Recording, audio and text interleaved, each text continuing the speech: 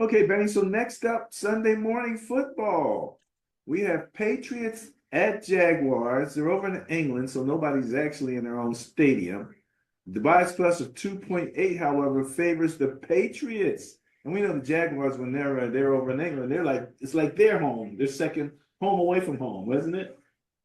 Yeah, they've been over there at least once a year ever since they started doing this. This time they played two games over there back to back, so they didn't even come home. I think they stayed the whole time. Wow. All they had to do was switch stadiums. But you know why they put them over there all the time, right?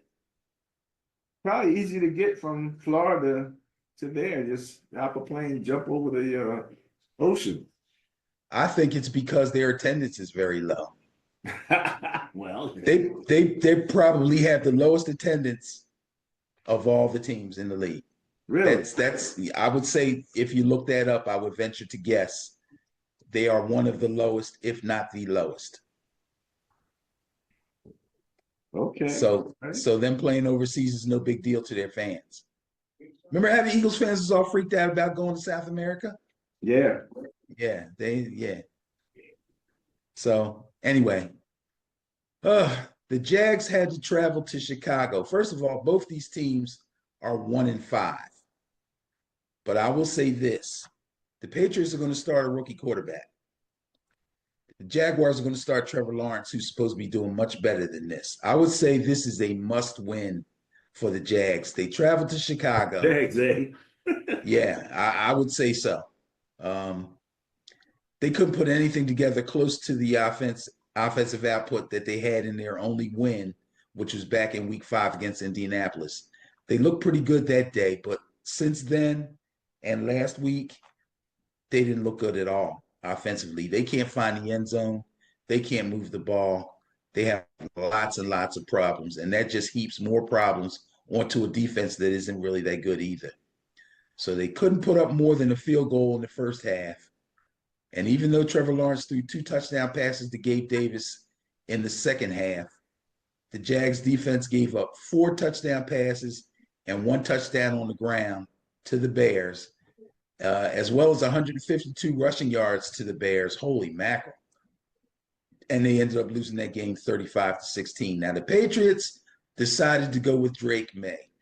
And I'm going to say right now, when this was announced last week, I said I thought it was a mistake. I understand why they're doing it, but I thought it was a mistake to start him in this particular game on the road against Houston. I thought they should look for a softer matchup or a home start for him if you decided, hey, let's see what we got in the rookie, boy. What do we got to lose beside him getting his head ripped off? If that's the decision you make, fine, so be it.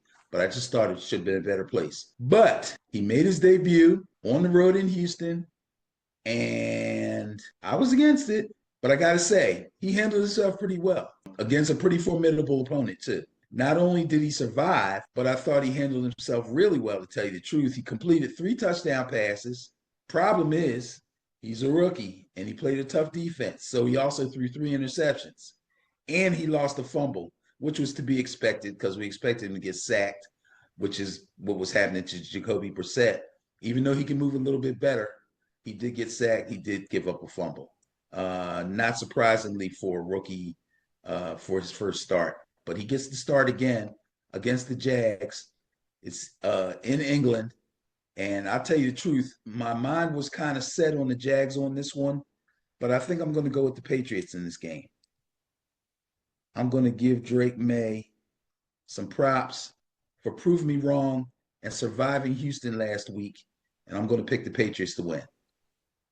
All right. So that was the Patriots at Jaguars. Ben's going with the Patriots, going with the bias.